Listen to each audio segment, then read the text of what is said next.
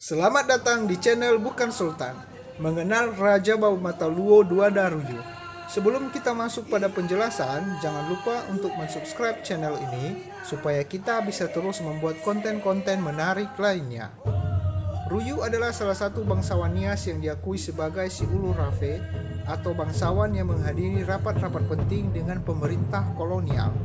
Sebagai seorang si Ulu Rafe, beliau kerap kali mengadakan perjalanan jauh untuk ukuran pada zaman itu.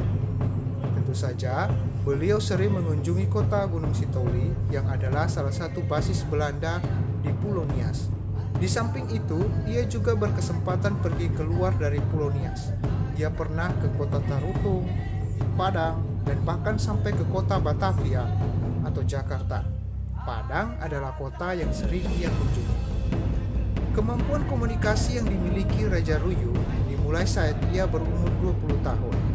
Ia membangun hubungan yang baik terhadap setiap orang barat yang datang, baik itu Belanda maupun misionaris Jerman. Hal yang patut dihargai dari perjalanan Raja Ruyu ini adalah tujuannya untuk memperjuangkan kemajuan Pulau Nias, khususnya Nias Selatan. Dari kunjungannya ke berbagai kota tersebut, Duadaruyu mengambil banyak nilai positif dan membawanya ke Pulau Nias. Mungkin saja impiannya membangun kota Lehe terinspirasi dari kunjungan kerjanya.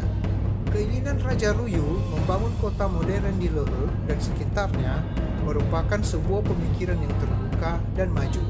Namun sayang, kematian telah membuat impian tersebut terkubur dan ditelan oleh waktu. Menurut cerita, kematian Raja Ruyu saat menghadapi rapat di Lakundi dengan orang-orang Belanda.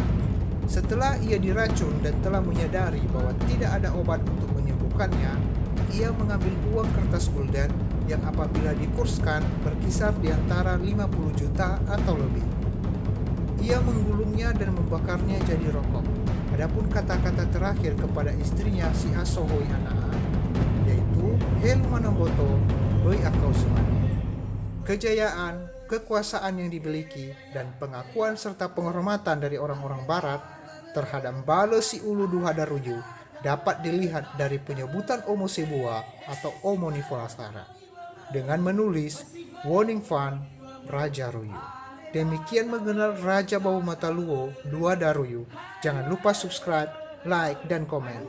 Terima kasih.